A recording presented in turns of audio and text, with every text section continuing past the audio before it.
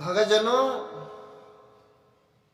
भागवत में बताते हैं कि राजा परीक्षित जी को राज्य सौंप करके पांडव तो चले गए। राजा परीक्षित ने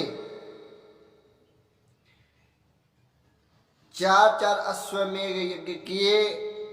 उनके अंदर सत्य, तप, दया, ज्ञान, भगवान की भक्ति इत्यादि समस्त चीजें उस राजा के अंदर थी।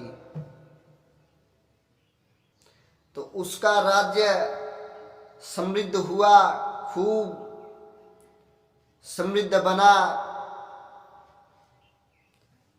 राजा परीक्षित के राज में चारों ओर से सुख, समृद्धि, सत्य, दया, ज्ञान, लोग अच्छे मार्ग पर चलने वाले बन गए। एक बार आश्चर्यजनक यह हुआ कि राजा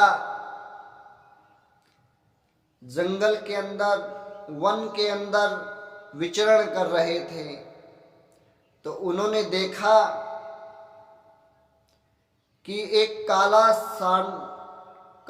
सा व्यक्ति एक गऊ को और एक बैल को वह मार रहा है। काले पट्टे से, चाबुक से वह उन्हें कूट रहा है और गऊ माता के यहाँ आंसू निकल रहे हैं।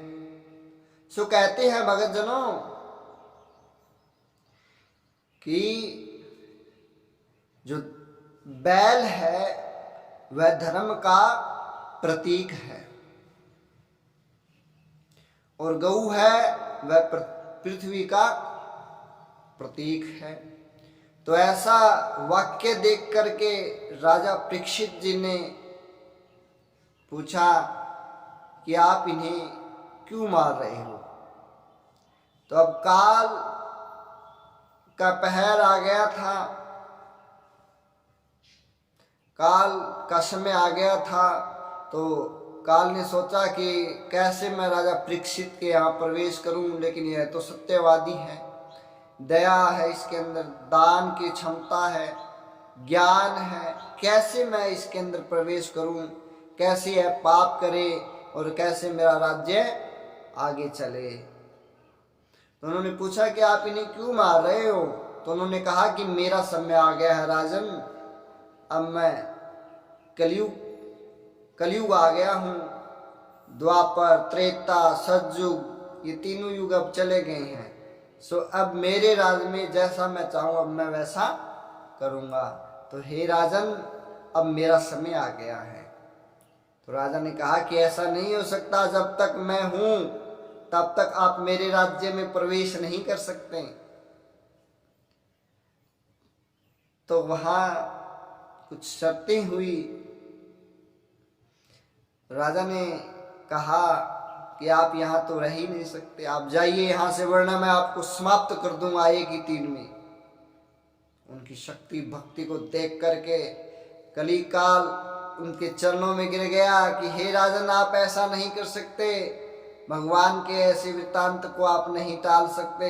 भगवान का यह नियम है कि सतयुग, द्वापर, त्रेता, एक के बाद काल समय चक्कर तो चलता ही रहेगा। अब मेरा समय, आप मुझे रोक नहीं सकते, आप मुझे रोक नहीं सकते। तो उन्होंने कहा कि ठीक है, चलो मैं आपको रोक तो नहीं सकता, लेकिन आप मेरे राज्य में भी प्रवेश नहीं करोगे। उन्होंने कहा कि ठीक है, आपको कुछ शर्तें रखनी होगी, उन शर्तों के अनुसार मैं आपके यहाँ राज्य में प्रवेश नहीं करूँगा। आप मेरी शर्तों को मान लीजिए, मैं वैसा ही करूँगा। तो राजा ने कहा कि ठीक है, आप अपनी शर्तें रखिए और आप मेरे राज्य में प्रवेश न करिएगा। तो इस प्रकार से उनके बीच क्या वार्तालाप हुई, हम अगले भाग में आपको बताएंगे। बोली श्रीमन नारायण भगवान की जय हो।